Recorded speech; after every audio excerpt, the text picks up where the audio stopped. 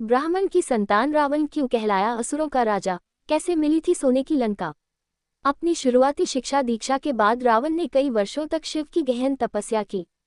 तपस्या के दौरान रावण ने शिव को प्रसन्न करने के लिए बलिदान के रूप में अपना सिर 10 बार काटा। हर बार जब वो अपना सिर काटता था तो उसके धड़ में एक नया सिर लग जाता था, जिससे उसने अपनी तपस्या पूरी की और अंत में भगवान शिव ने उसकी तपस्या से प्रसन्न होकर उसे वरदान दिया। तब रावण ने अहंकार में अपने वरदान में नश्वर इंसानों को छोड़कर देवताओं, राक्षसों, सांप और जंगली जानवरों से हानि ना होने का वर मांगा, जिसका मतलब था कि ये सभी प्रजातियां उसे कोई नुकसान नहीं पहुंचा सकती। यही वजह है कि बाद में मनुष्य रूप में जन्म लेकर राम ने रावण का अंत किया था। रामायण, विजयदशमी या दिवाली का जिक्र होने पर हमारे मन में सबसे पहला ख्याल श्री राम और रावण के युद्ध और भगवान राम द्वारा रावण के अंत का आता है। लेकिन शास्त्रों में रावण को एक दैत्य, राक्षस, अत्याचारी के अलावा भी कई रूपों में वर्णित किया गया है। रावण को महान विद्वान, प्रकांड पंडित, महाज्ञानी, राजनीतिज्ञ, महाप्रतापी, महापराक्रमी योद्धा और अत्यंत बलशाली जैसे नामों से पुकारा गया है। रामायण में जिक्र है कि राम ने भी एक बार रावण को महाविद्वान, उसके ज्ञान के संदर्भ में महान ब्राह्मण के रूप में संबोधित किया था। रामायण में रावण को ऋषि विश्रवा की संतान बताया गया है, लेकिन उसकी मां कैकसी क्षत्रिय राक्षस कुल की थी, इसलिए उसे ब्रह्मराक्षस कहा जाता था। राक्षसी और क्षत्रिय दोनों गुणों के साथ वो बेहद बलशाली और बहुत बड़ा शिव भक्त था। रावण का जन्म महान ऋषि विश्रवा वेद मुनि और उनकी पत्नी दैत्य राजकुमारी कैकसी के घर हुआ था। उनका जन्म देवगन में हुआ था क्योंकि उनके दादा ऋषि पुलस्त्य ब्रह्मा के 10 मानस पुत्रों में एक थे। वो 7 महान ऋषियों के समूह, जिसे सप्तर्षि कहा जाता है, उसके सदस्य थे। कैकसी के पिता और दैत्यों के राजा सुमालिया की इच्छा थी कि उनकी बेटी की शादी नश्वर दुनिया के सबसे शक्तिशाली व्यक्ति के साथ हो, ताकि उससे एक असाधारण संतान का जन्म हो। रावण के जन्म की ये है कहानी।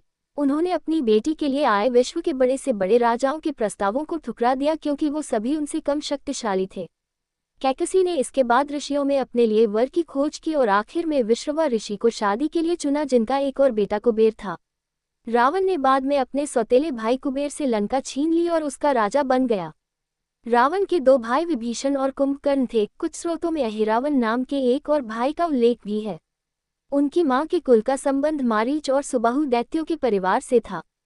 कैकसी ने एक बेटी को भी जन्म दिया था, जिसका नाम चंद्रमुखी, चंद्रमा जैसी चेहरे वाली लड़की था, जिसे बाद में राक्षसी शूर्पणखा के नाम से जाना गया।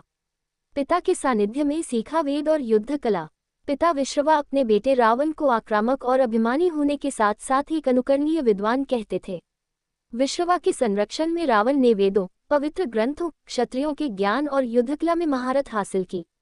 रावण एक उत्कृष्ट वीणा वादक भी था और उसके ध्वज के चिन्ह पर वीणा का भी चित्र दिखाई देता था। रावण दैत्यों की नैतिकता को बनाए रखे, इसके लिए रावण के नाना सुमाली ने अथक प्रयास किए। रामायण में वर्णन है कि रावण का यदुओं के क्षेत्र से घनिष्ठ संबंध था, जिसमें दिल्ली के दक्षिण में मथुरा शहर से लेकर गुजरात, महाराष्ट्र, राजस्थान के कुछ हिस्से शामिल थे। माना जाता है कि रावण का संबंध लवनासुर से भी था, जो मथुरा का एक राक्षस था। लवनासुर को राम के सबसे छोटे भाई शत्रुघ्न ने मारा था। यदु क्षेत्र में नर्मदा के तट पर एक बार भगवान शिव की पूजा करने के बाद रावण को सबसे महान यदु राजाओं में एक राजा कार्तवीर्य अर्जुन के सिपाहियों ने पकड़ लिया और उसे कई दिनों तक अपनी कैद में रखा। रामायण के संदर्भों में बहुत साफ साफ कहा गया है कि रावण पूरी तरह मनुष्यों या फिर असुर के समान नहीं था, वो इससे कहीं बढ़कर था। शिव की तपस्या। अपनी शुरुआती शिक्षा के बाद रावण ने कई वर्षों तक शिव की गहन तपस्या की। तपस्या के दौरान रावण ने शिव को प्रसन्न करने के लिए बलिदान के रूप में अपना सिर 10 बार काटा। हर बार जब वो अपना सिर काटता था तो उसके धड़ में एक नया सिर लग जाता था, जिससे उसने अपनी तपस्या पूरी की और अंत में भगवान शिव ने उसकी तपस्या से प्रसन्न होकर उसे वरदान दिया। रावण ने भगवान शिव से अमरता, सदा अमर रहने का वर मांगा, जिसे शिव ने देने से इनकार कर दिया, लेकिन उन्होंने उसे अमरता का दिव्य अमृत दिया। इस वर का अर्थ था कि रावण जब तक जीवित रहेगा तब तक उसे परास्त नहीं किया जा सकता जाएगा। रावण के अहंकार से क्षुब्ध शिव ने कैलाश पर अपने पैर की सबसे छोटी अंगुली रख दी, जिससे कैलाश पर्वत अपनी जगह पर वापस स्थापित हो गया। लेकिन इसी दौरान रावण का हाथ पर्वत के नीचे दब गया और पूरे पर्वत का भार रावण के हाथ पर आ गया। वो इस पीड़ा से कराह उठा। उसे तुरंत अपनी गलती का एहसास हो गया। तब रावण ने भगवान शिव को प्रसन्न करने के लिए अपनी नसों को तोड़ दिया और उससे तार की तरह इस्तेमाल करते हुए संगीत बनाया और शिव की महिमा का गुणगान करने लगा। इस तरह उसने शिव तांडव स्तोत्र रच दिया। इसके बाद शिव ने उसे क्षमा कर दिया और उसकी भक्ति से खुश होकर उसे दिव्य तलवार चंद्रहास दी।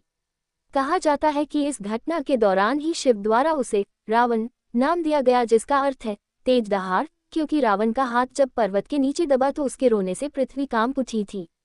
रावण इसके बाद भगवान शिव का आजीवन भक्त बन गया था। ऐसा बना रावण तीनों लोकों का विजेता। रावण की क्षमता और शक्ति वास्तव में विस्मयकारी थी। रावण ने कई बार मनुष्यों, देवताओं और राक्षसों पर विजय प्राप्त की। पाताललोक को पूरी तरह जीतकर उसने अपने भाई हिरावन को वहां का राजा बना दिया। वह तीनों लोकों में सभी असुरों का सर्वोच्च अधिपति बन गया। कुबेर ने एक बार रावण को उसकी क्रूरता और लालच के लिए आलोचना की, जिससे वो बहुत नाराज हो गया। भाई के इस अपमान के बाद वो स्वर्ग की ओर बढ़ा और देवताओं से युद्ध कर उन्हें हराया। उसने देवों, मनुष्यों और नागों पर जीत अर्जित की। रामायण में रावण का सभी मनुष्यों और देवताओं पर विजेता के रूप में जिक्र किया गया है। हालांकि रावण का अहंकार उसके अंत का कारण बना।